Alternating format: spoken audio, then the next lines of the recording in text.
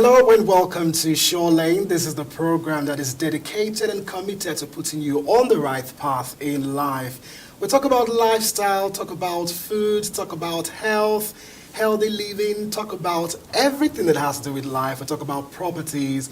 I mean, the range of topics we look at on the show is just basically everything, okay, excluding the serious side of media. When I'm talking about the serious side of media, I'm actually talking about politics and what you like, okay? But we'll go on a short break, and when we come back, we'll be talking about what we'll be looking at on the show today. Stay with us. Okay, they say there's a little hitch.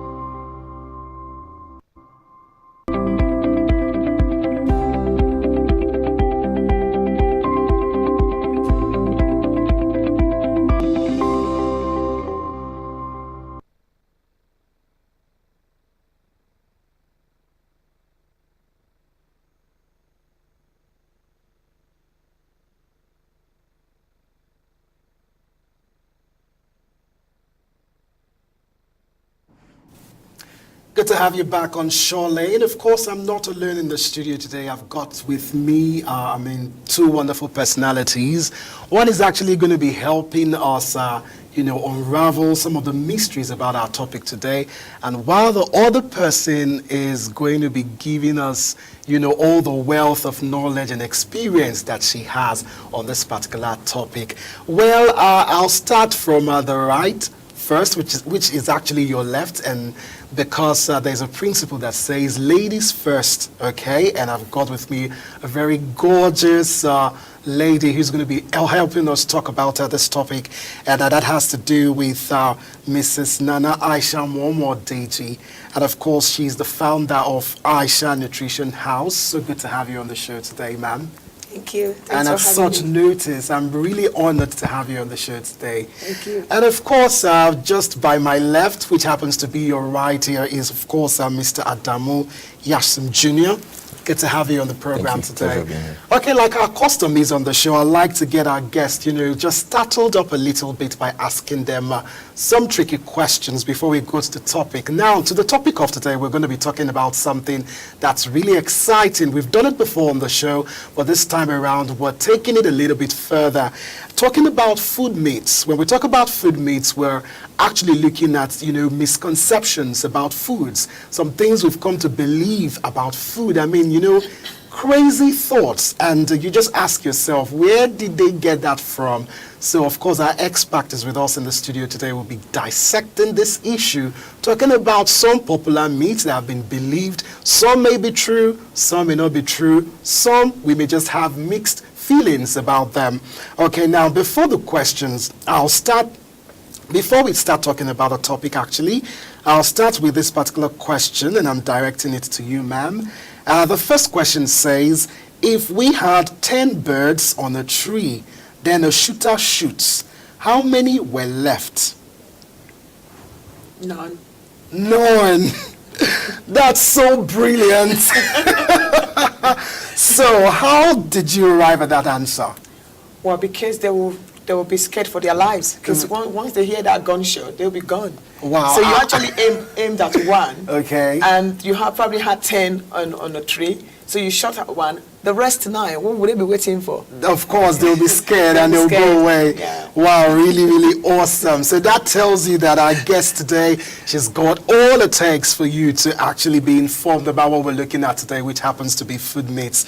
Okay, so let me direct this one now to Adamu. Okay, so let's see if you can really live up to, the standard that she's brought on the show today.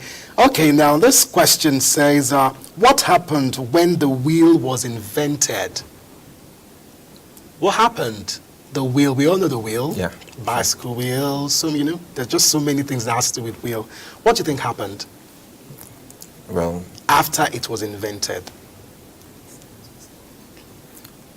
Okay? the future came. The future came. Wow. Now, can you explain further by the future came? From just the wheel being invented, it gave birth to a ripple effect, if I may say so. Okay. And just by that little singular act, from the wheel, we could tell, or we could see, it moved from the bicycle or just the monocycle and to what we have today, the engines being invented to make them move and propel themselves. And by so doing, Yeah. we push ourselves to the limit and to see how far we can go as human beings to see how the In future other comes. words, it caused a revolution. Yeah. Yeah, absolutely right. Wow. So that means we're going to have a great time on the show today. So thank you very much for answering these questions, okay? Let's see if we can take just one more before we move ahead. Okay, this one is pretty simple. I'm sure, ma'am, you're going to get this. It says, what has a head, a tail, but does not have a body? It has a head, a tail, but doesn't have a body. Yeah, nobody. The clues are just so evident. Snake. A snake, it has a head, a tail. It has a body.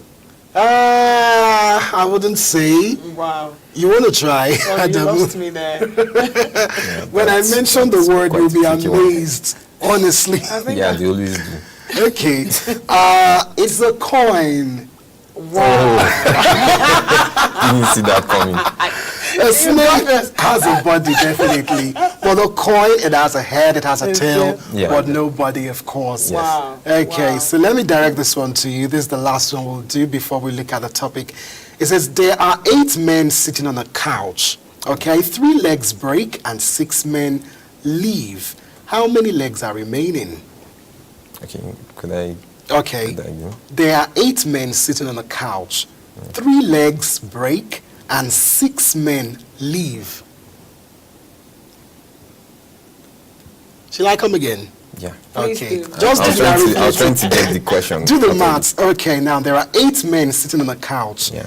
3 legs break and 6 men leave. So what's the catch? What's the question to you? How many legs are remaining? Oh, this is just simple maths. Yeah. Try. Okay, I'll take it the last time before I explain. It says there are 8 men sitting on a couch, 3 legs break and 6 men leave. How many legs are remaining? Men. You want to How help many him men out? leave? How many legs are remaining? Yeah. How many men leave? 6. And there are 8. There were 8, yes. So shouldn't That's that be- Shouldn't that, I don't know. I'm not- that should be shouldn't that be 2? 2. that should be 6 legs. 6 legs remaining. No. Okay, let me just answer the question. It's actually 4. There are 8 men sitting on a couch. Couch. 3 Six legs men. break. Yeah. Then 6 men leave. Okay. Okay. Yeah. There are 2 men left, so making Yeah. it total of 4 Yeah, legs 4 because legs. each person has 4 legs. I didn't get that. Okay, now that our guests are settled in, we're going to short break. And when we come back, you can see all the energy right here, so positive, okay? We'll start talking about some top myths, okay, that you believe to be true or false, but let's see which one is going to be busted, okay? We'll be right back. Stay with us.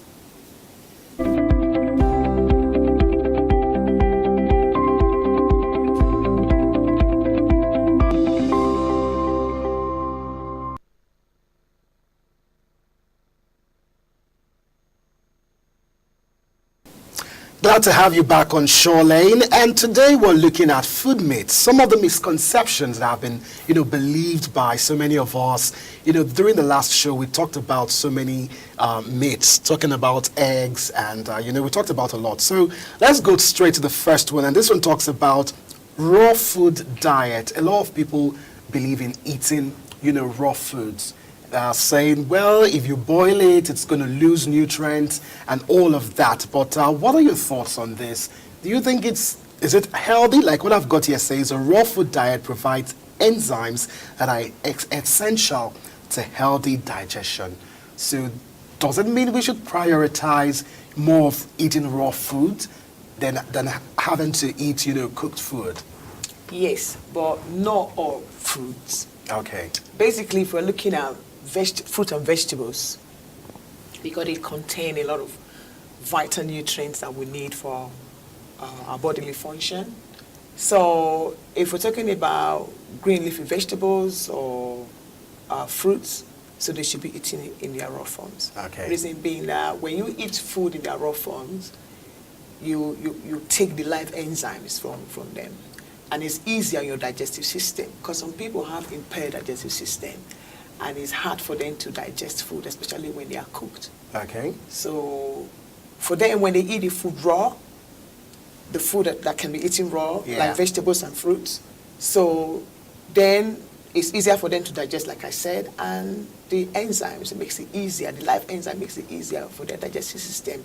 If it was going to take like 20 minutes, for example, to digest a piece of bread that has been processed, maybe use depleted flour, not the whole flour, the whole wheat. So it will take them 10 minutes or 5 minutes, for example. So that means it's doing your body well. So yes, to some extent, but not all foods can be eaten raw.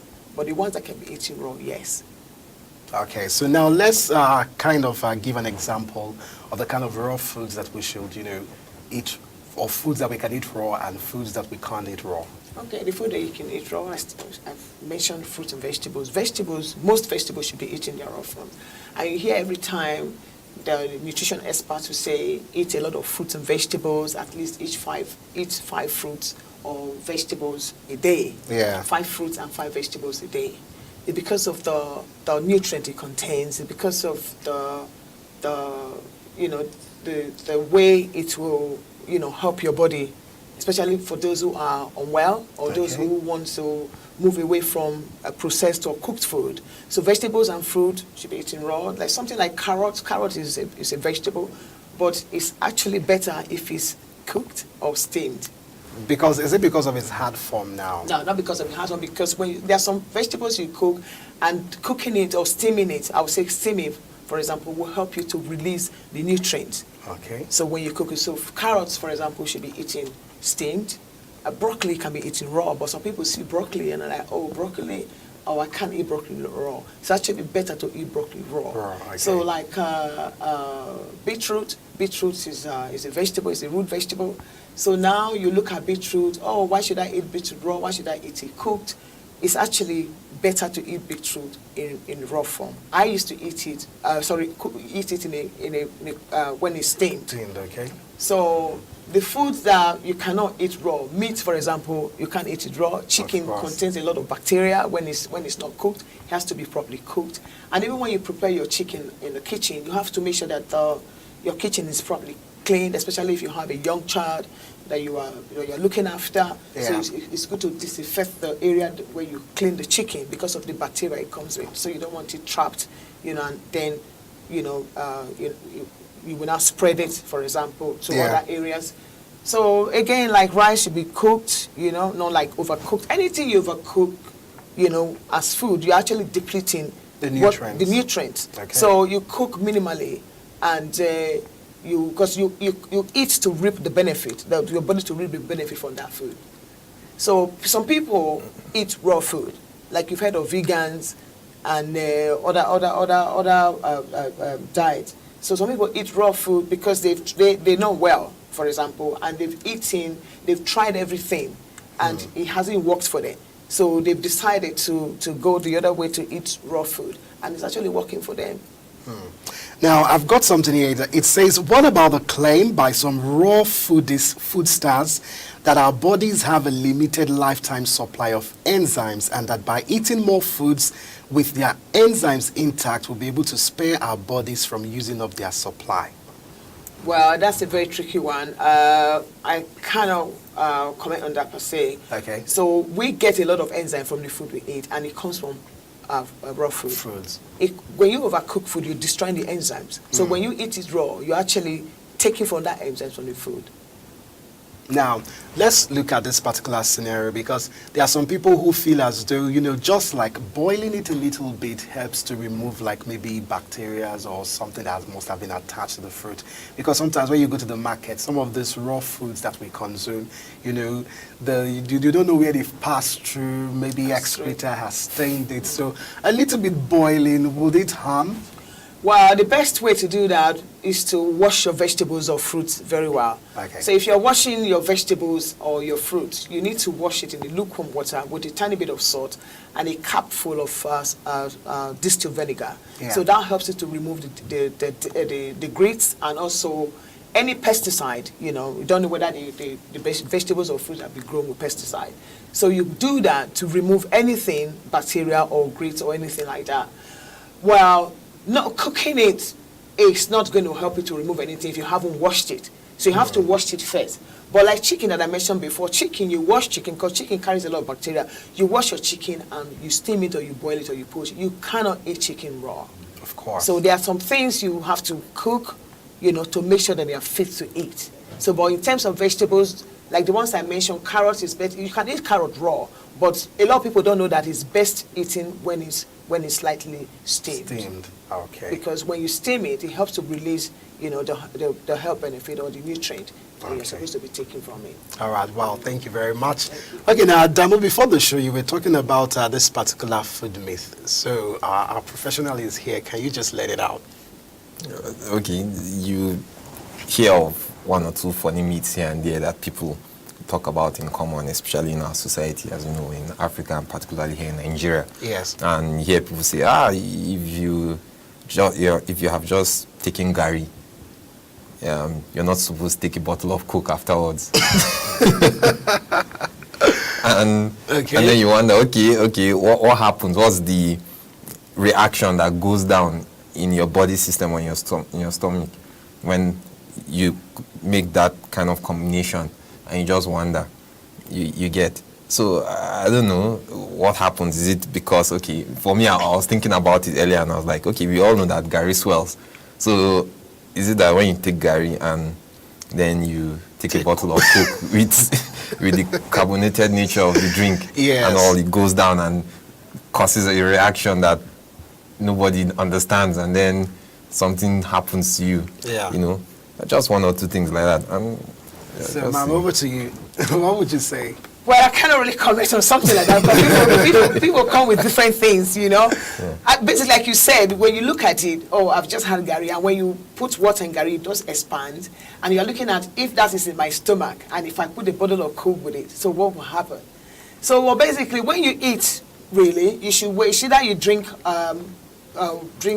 water or liquid 30 minutes before your food, or 30 minutes after your food. Reason being that when you eat and drink water, it floods your stomach and it makes digestion, slow. So that's so 30 minutes before or 30 minutes after. So, but the combination of Gary and carbonated drink in your stomach, how it works, I don't know. I guess, basically when you are digesting your food, it depends on what you've eaten. So you release different digestive juices to break down the different kinds of food you've eaten. So Gary will have his own digestive juice, and why the Coca-Cola will have its own digestive juice. So, but how they conflict with each other is what I cannot tell you, I'm afraid. All right, of course, you're still watching Sean Lane. We're going to short break now, and when we come back, we've got so much myths to bust or to accept. Stay with us.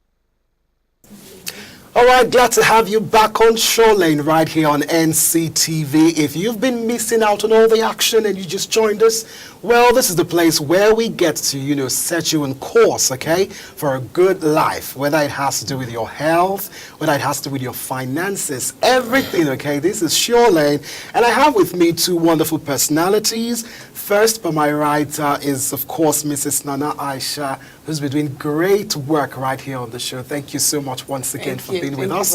And of course, by my left is Mr. Adamu Yashim. And together we are unraveling all the experience from Madame here this great time. Okay, now the next myth that I would like us to actually talk about is this one, which is pretty quite funny.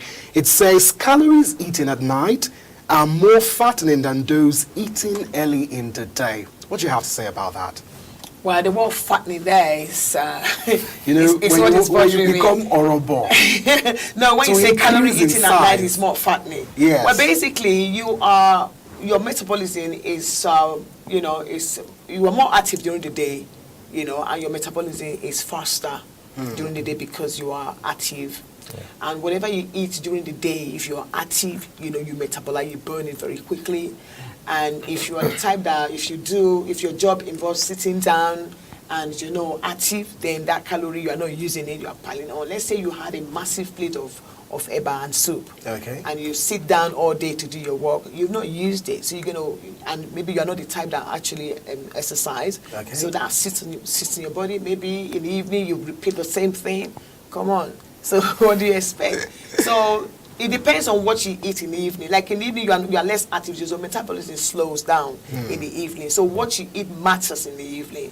Like they say, eat your breakfast like a king, or like a king, eat your lunch like a queen, and eat your dinner like a pauper. What that means, if you want to translate, is that eat your main food, breakfast and lunch. Then in the evening you slow down. Reason being because you are less active and your metabolism slows down because your body won't process that food in the evening like you did in the morning or in the afternoon. So for me, when you are eating in the evening, you slow down. Okay. Let's say you take complex carbohydrates in the morning with some protein because you are meant to balance your plate with the different kinds of food groups. Yeah. So in the afternoon, you do a bit of the heavy one and vegetables and protein. Then in the evening, you slow down. Some people actually eat breakfast and lunch. In the evening, they just do like a meal replacement. Because they know that they're not active in the evening, so they tend to slow down. So that's where the calorie thing, that's where it matters. So in other words, it's just the amount that you take in that's much more important. Yeah, the amount you take in the evening. So in the evening, you are meant to eat, cut it down. Even the breakfast and the lunch, your portion should be small, because it's better for you to eat 5 meals a day than to eat 3 large meals a day. Because if you give your body time to break it down, like you took small portion in the morning, your body doesn't need, a lot of energy to break it down. Because when your body is busy constantly breaking down your food, you are compromising the health of your immune system because they are intertwined. You understand? Yes. So small portion is advisable. So you can eat 5 times a day, but your portion matters.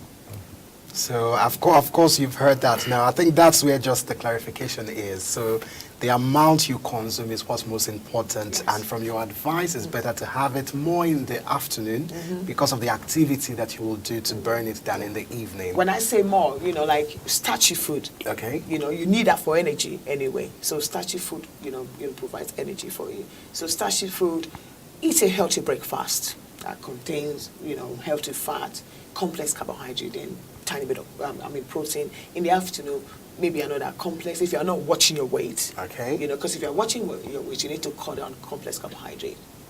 All right. So, Adamu, you were talking about something interesting, so let's hear it. Yeah, talking about food preservation, or how you can preserve the nutrients if you're trying to prepare your meal. There are several techniques I've heard of or I've seen. Like if you fry your vegetables, let's say your green peas and whatnot, your broccoli, with, let's say, olive oil, which is healthy oil. Yeah. It helps, just little of it. It helps preserve those nutrients. that you want in your meal, or as she said, steaming. Or some even go as far as putting, if they want steam, putting those vegetables inside the polythene bag and then steaming it. Even they do the same thing with meat. Yeah. I've seen that being done to preserve the nutrients. So I don't know how those are. Or some even go as far as doing milk shakes, protein shakes with them. All of these vegetables, they all blend them together and turn them into a cup of healthy drink. So, and that could pass as taking your vegetables raw. So it all depends on how you want to take it and whatnot. Okay. So which would you say is much more Are you effective? talking about, because you've said I think like three two different now. things now. Yeah. Talking about preservation, Yeah, Yes. preservation. or you're talking about how to cook it to retain the nutrients? Okay, preserving at the same time how to cook it, Okay. depending on your preference. Okay. We're talking about vegetables, for example. There are different ways to prepare vegetables. One way is to steam, so that you don't lose the nutrient. Because when you put them in water to boil them, you actually train away some of the nutrient with the water. So the best thing is to get a steamer. Okay. The steamer, you have the pot, then you have the perforated pot in between that. Then you put it there and let the water heat it from underneath, and it will steam it for you. Then nothing is lost through steaming, because that steam is what is actually steaming the vegetables for you. So the vegetable is intact with the nutrient. Talking about preserving vegetables, for example, if you went to the market to buy them, Okay. so your refrigerators, you have different sections. So you have the section for fresh vegetables, and you have this section for cooked food. So it should be kept where you don't open that compartment now and again to preserve it. Depends. So now, cooking with olive oil, like he said, if you don't want to steam it, because I like steaming, I like putting in the oven, and I also like a bit of stir fry. Depends on what I want to do. Okay. So stir frying your vegetables, you can do with olive oil, but you don't need to fry it, because olive oil is not meant for frying. It's meant to be added to food. Okay. Because a lot of people come with the idea of, I want to be healthy, I'm taking a healthy oil. Yes, a healthy oil, but don't destroy the health benefit that you're supposed to be getting from it. Just a tiny bit, like 2 spoons of it. When you put your pan in, let it heat up. Put your 2 spoons and add your other ingredients, and put your vegetable last. Because they are not meant to be really cooked, they're meant to be crunchy. So then you do it like that, and it's ready. So you're not actually frying it. Okay. Yeah. Now, what would you say, because you talked about having to separate the refrigerator where you put like the fresh and then the cooked. For people who don't have a refrigerator that's as big as that to accommodate that, how will they preserve their vegetables? Well, another way is to buy the quantity you want every time. That's daunting, Every time you want vegetable, you go to the market. Another thing is, if you have like a cellar, I would say, like any part of your kitchen that is a bit cool, so you can put it down. You should put it on the floor, but it won't last. It depends on the type of vegetables, so you watch it. Like lettuce, for example, lettuce has a very short lifespan, so you buy it and eat it. So what I meant by different compartments in the fridge, because there's a section that is meant for fresh vegetables. So if you put them there, they last longer. Yeah. Okay. Okay, now let's look at something pretty exciting. That's microwaving foods. People are so scared. Well, I say scared of technology, but they don't want to try new things because, let me give you an example with this one. It says microwaving zaps nutrients. Now, how true is this? To some extent, it's correct. Cooking with microwave and heating your food with microwave, they're 2 different things. Okay. Some people cook with their microwave. Some people just put the food to heat up, for them to eat. Well, I was on a seminar not too long ago, because I had that mindset as well. The reason being, you read different things about the toxins, from the plastics you heat the food with. Yes, they have toxins. And I was made to understand that, the radiation, the reason why people talk about microwave cooking or using microwave to heat your food is the radiation. But the oncologist, one of the top oncologists in America, she came around in Abuja here to educate us, to promote awareness, about cancer, you know. So she said, a lot of people asked the same question you're asking now.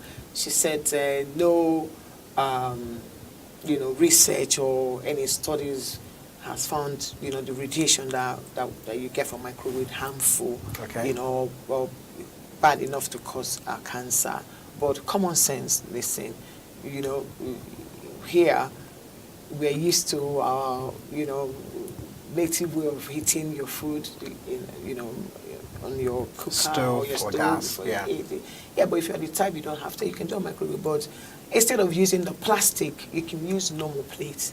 You know, just cover it with a microwave cover. That's what I would do, but I don't. Okay, now when you say normal plates, are you referring to the ceramic one? Yeah, the one that are microwavable. Okay. Yeah, because you have the same microwave safe. Yeah. So you put it there and all of that. So that's what I would do. So it's Okay. different for everybody. But I would not use plastic all the time Okay. because of the materials. You know. Because I remember the last time I actually tried microwaving the food because it was so much. And then when I opened the microwave, the plastic, you know, was already burnt. Because it wasn't microwave safe. Yeah. That's what was, you know, that's what Yeah. we look at. If it was designed to resist the heat from the microwave, yes. But that happening, you consider the toxins probably that we emit from the material of that Okay. plastic. All right, we've got another myth. In case you just tuned in, we're actually talking about food myths. Some things have been, you know, misconceived about foods. Now, this one says, talking about fasting. We all know fasting. You know, most people have attributed it to religious activities and all that. You have to fast so that God can do something for you. Now, when it comes to the body, there is this belief that when you fast, it cleanses toxins from your body. As a believer, I'm a Christian, so fasting is a way for you to tell God that you are serious about what you are asking from Him. Okay. It's to connect you with God, you know. So basically, fasting, you know, outside the religious part of fasting is helps you to detox your system. Reason being, if you, you know, if you take a break, let me put it that way, from eating, you're giving your digestive system time to rest. So like you eat every day, your body keeps breaking down this food into parts, you know, that your body can use. And let's say the next 3 days I want to rest, I don't want any food. There's some food you eat. It depends on how your metabolism, depends on how your body breaks this food down. It can last more than how many hours in your body. Like meat takes time to metabolize or to be broken down, you know, by some people's digestive system. Okay. So if you give your body that break, you've actually giving your body time to rest and to detox, you know, to detox. So all you just need to do is to drink water. It does work. Even experts, even medical experts, they put some of their patients, you know, on fasting program to fast and to help them to be able to, for their body to be able to absorb how do I put it, from the medication they are taking for it to work better for them. Okay. So fasting is actually good. But what you need to do when you decide not to eat, to say I want to fast to detox, make sure you drink a lot of water, because when you're not eating, your body is breaking down toxins and you need fluid to move it out of your system. Okay. So it cleanses you up, it makes your skin look better, and it keeps your system clean. So it works. Okay, now I've got some things here. It says the truth is that your body has its own elegantly designed system for removing toxins. It says namely the liver, the kidneys, and the spleen. So, that's correct. But you need to help these organs. okay. When you pollute these organs by eating the wrong type of food, what are you saying to them? So yes, the liver is a filtering system. So you need to eat food that will optimize the work of the liver, the kidney, and the spleen.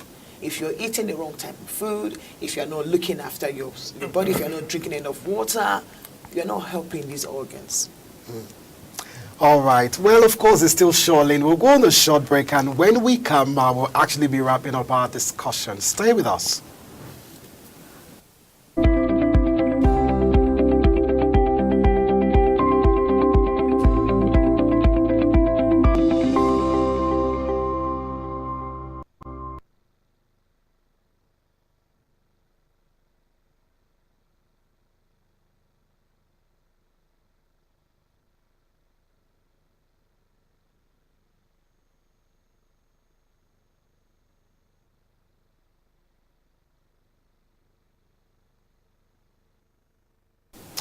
Of course, welcome back to the show, Sure Lane, and we're looking at food myths. Now, the last myth we were looking at, you were talking about our fasting. Now, Adamu, you've got a question. Yeah. I was paying attention to what you were saying, and we were focused on the myth of fasting to detoxing your body. But keep in mind, there are also those who can't afford to fast. And that means there should be some other means to how you detox your body. And there are, I've heard of steaming. You steam your whole body, you go into these bathhouse and all that, you steam your body. There are also some drinks that are made to help detox your body and whatnot. I've seen this one on a lifestyle show where these Chinese, Chinese always have their medical ways of doing things. Is it with the ones where they have pains all over their body? That's one of them. I'm not sure if acupuncture is for detoxing, but there is one specifically I've seen where what they do, they put, like, I don't know what sort of chemical this thing that they put in, like cups, like glass cups, and then the person who's getting treatment lays down flat, and then they put like flames, and then all of a sudden they blow it off immediately. Then they put those cups on parts of the person's body, and they say that absorb out toxins from your body. So that's just what I was trying to see. There are other methods, but those could be more expensive. Of course, I was about getting to methods to detoxing. So there could be some that we could do on our own to help detox our body. So I don't know if she has any idea, one or two. Okay, she might know. Let me just help rephrase now. For the average common man, I'm sure someone might be watching and hears acupuncture. My God, what the hell is that? So for the average common man who have got to eat morning and afternoon and night, how should that kind of person, get to, remove some of these toxins from his or her system? Basically, it depends on what you want to achieve. There are different ways of detoxification, like the Chinese one, that's another one, the Ayurvedic system of medicine, another one. Then the fasting is another one, and also using natural herbs, like fruits and vegetables, and also teas, But anyone who wants to, before you start on that journey, you have to seek medical help, because you have, like some people who are taking medication, like if you are diabetic or maybe hypertensive, you cannot fast without contacting your doctor first, because you should be on your medication. That's right. Alter your medication. So ask your doctor first if it's right for you. But for any other person who wishes to, because it's actually advisable to stop, cleanse your body and start again. There are things out there like teas that you can use to detox. Anything that is not invasive, I would recommend. So some people use different things, but anything that is not invasive that will alter your body or will, compromise your sustaining organs, yes, you go for it. So I recommend herbs for people. I talk about fruits and vegetables, like the green leafy vegetables, So those are the things you can detox with. These days, I see a lot of people, they tell me, somebody said I should use ginger, I should put turmeric. Well, that's what but be careful. But make sure you are seeking advice from a professional who can put you in the right direction.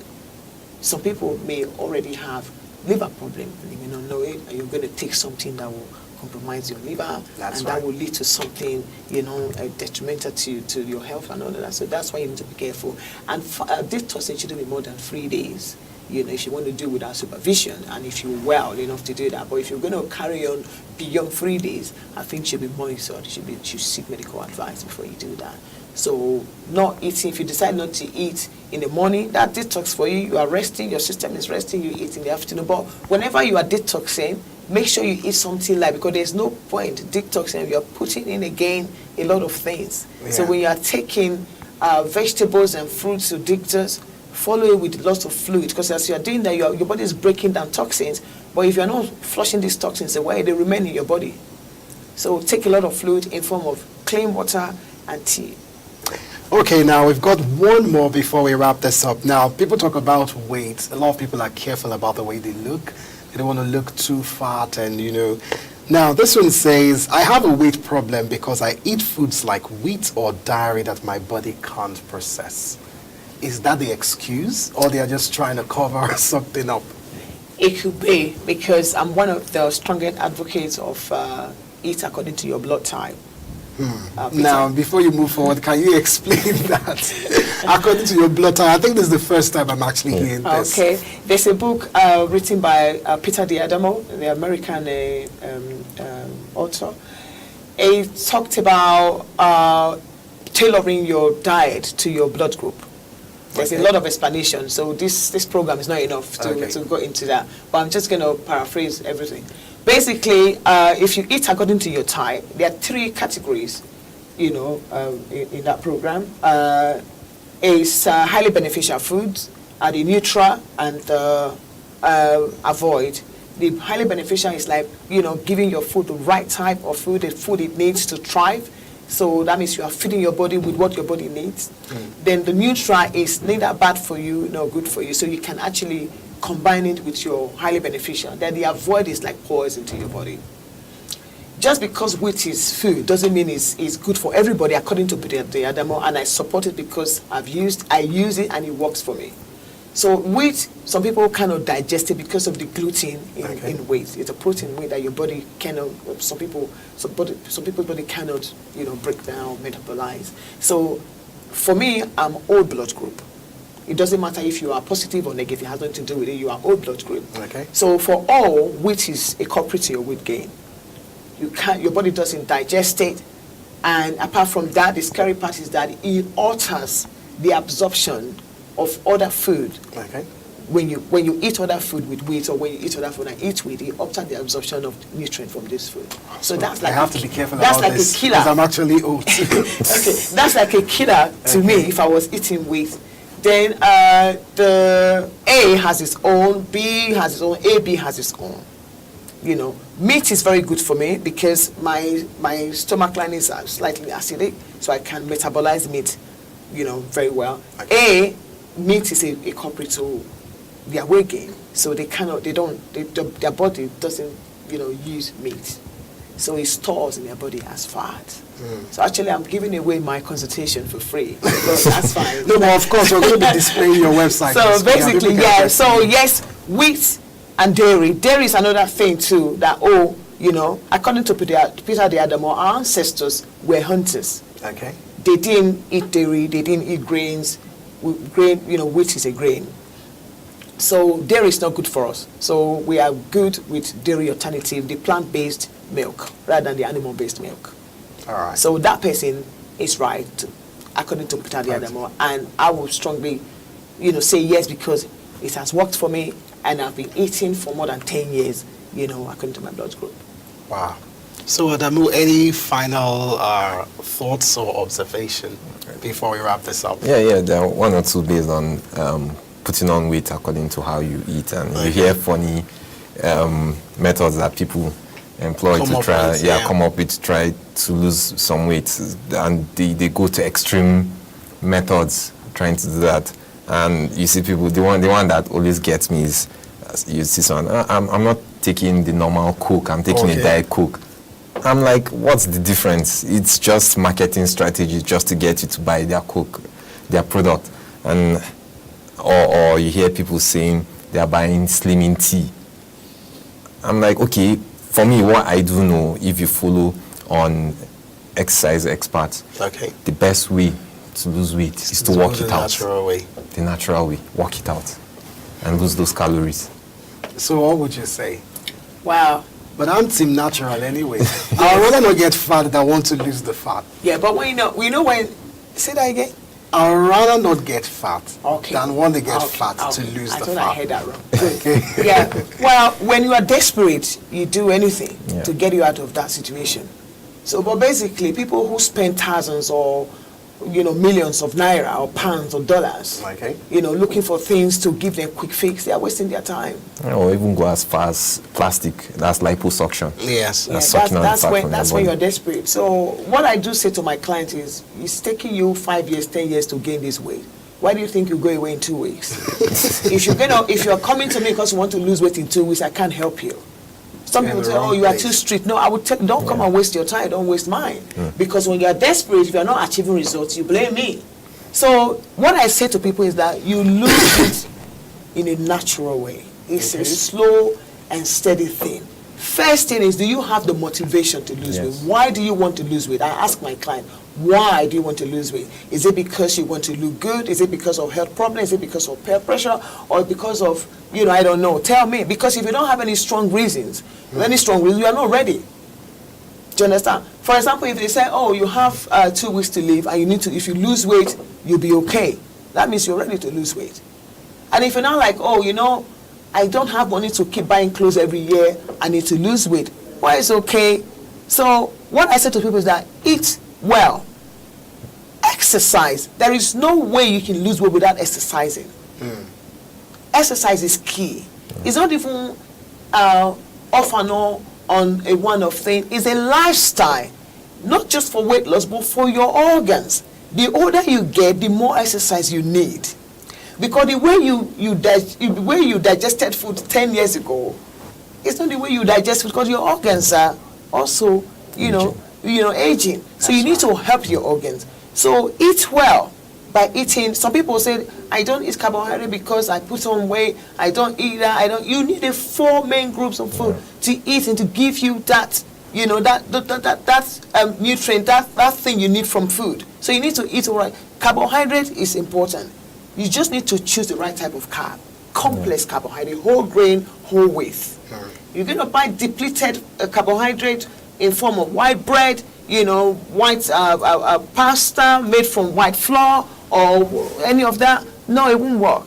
So you need to look for whole wheat bread. People will tell you it doesn't taste nice. It depends on how you prepare it. It doesn't taste nice is not the question. Does it help you? What does it do for your body? If you're young, you think, I can get away with it, fine. But as you grow older, you need to look deeply. So there is no single, thing out there to say, let me put it in my mouth, I'll lose weight. No, you need to work hard. Yeah. Eat well, exercise, eat small portions that your body can handle, can manage, and exercise. It doesn't have to be 10 hours in the gym. 15 minutes every day, consistently. We'll do a lot of work. You don't even have to go and pay, to go to gym and register. You can start from home. You can dance, you can buy the DVD exercise thing. You can use it, or you can start to walk. Yeah. You start slowly, then you build the momentum up. Yeah. So you put it off and you won't even notice. Yeah.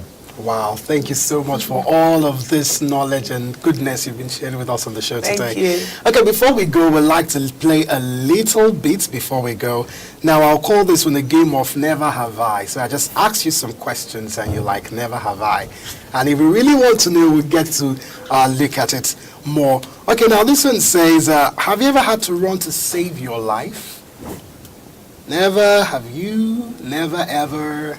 No. So you're always safe? I'm always safe, but I've never had to run to save my life. Okay. Yeah. What about you, Adamu? Well, I was hoping that question would land on me, actually, because I have. So what was it about? Well, I grew up in Kaduna State, and I happened to experience the crisis that happened in the year 2000, 2001. I can imagine. And where I and my family were based, where our family home was at the time, was in the midst of where the tension was. And I can remember that morning we had shouts and chants and all that. And my dad took my sister and our hands, hoping that we could escape to some place. And he took us downstairs from the house. And by the time we got to the gate, he realized that it was too late. And some of the chaps were already coming down the street. Yeah. Now, the lucky part was that our fence was not the full whole block fence with cement. It was just half, and then with metal bars, and the gates were wide open that morning. But there was this shop that was just by this fence that day, and it was a guy that had the shop, and that's what saved us. At that split moment, my dad took us to the back of the shop, and then we stayed there quietly. And these guys came to the front of the gate, and they stood with their weapons and all, poking at the gate. And we just stayed there quiet with my dad, our hands in his. Yeah. And for some reason, they decided not to go in. And they just left. And he just took us back quietly, went under the balcony on the staircase. Yeah. We stayed there for a bit. and then went back up. And when we went up, we stayed from the windows. Since it was an upstairs, we stayed from the windows watching those same chaps destroy places. And that's how we narrowly escaped. Wow. Really? Well, thanks so much for sharing with us. Of course, if you've been following the program, I've got with me two people that have really been so awesome and generous. Thank you so much, ma'am. In spite of your, tight schedule, you were able to make our time for us today. Thank you. And of course, she is Mrs. Nana Aisha Momodeji, the founder of Aisha Nutrition House. Briefly, can you tell us what you do? Yeah, I'm a nutritionist, UK trained. I found Nutrition House about 2 years ago. I'm passionate about health, healthy eating, and helping others, to achieve their,